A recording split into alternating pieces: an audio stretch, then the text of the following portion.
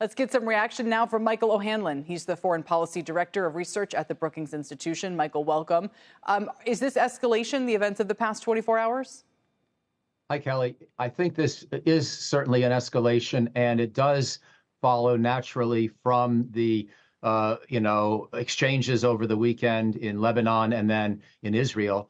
And I think that President Trump, if nothing else, was probably watching and bothered by that whole thing. He called on both parties to stop their exchanges, but obviously he's more on Israel's side than Iran's. And so given that Iran's been willing to escalate and risk innocent life in the last 24 to 48 hours already, the idea that this was an accidental downing of an Apache doesn't seem as credible. And President Trump probably feels more inclination to retaliate. It strikes me as in contrast to when he was in his first term, and there was a reconnaissance aircraft, an unmanned reconnaissance aircraft shot down by Iran. And President Trump famously sort of contemplated out loud whether to retaliate and have to kill innocent Iranians in the process, or even military personnel, and chose not to retaliate because we had only had an unmanned system shot down, and he didn't think it was proportionate to then retaliate by killing Iranians. In this situation, 2 American lives were directly put at risk. And so I think Trump is more upset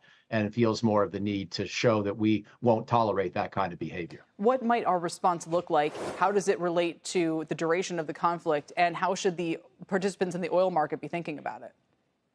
Well, it depends whether Iran's going to want to do more after we retaliate, because what I would expect is that we'll do something that can be described as or seen as proportionate without jeopardizing the broader so-called ceasefire.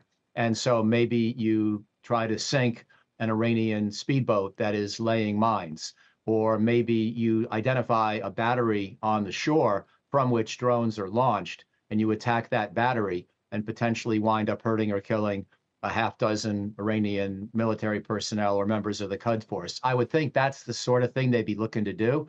I'm just guessing. And in that event, we would consider it perhaps one and done, unless Iran won't live with that. So markets should remain nervous. Markets, in my opinion, have never been nervous enough about this war. And there is a distinct possibility that it's going to go well into the summer. And I don't see the markets having fully internalized that. So this is just one more reason why, in my judgment, people should be a little more antsy than they are. That said, we had some comments from Energy Secretary Chris Wright this morning. He was speaking with Brian Sullivan. Brian asked him about the sort of status of the Strait of Hormuz, and he did say that there are more ships passing through it. Do you know if that's the case? And if, while all of this is happening top level, if it is true that we might be seeing an uptick in the day-to-day commerce that could underpin, better markets, better oil markets, that sort of thing? Doesn't sound compelling to me, Kelly, because, first of all, the amount that's been getting through is what, less than 1% of pre-February traffic. And so it's nowhere near enough to make a dent. Even if you doubled or tripled that, it's still nothing by comparison. And secondly, both sides are obviously still at a standoff. We're not proposing to stop enforcing the blockade.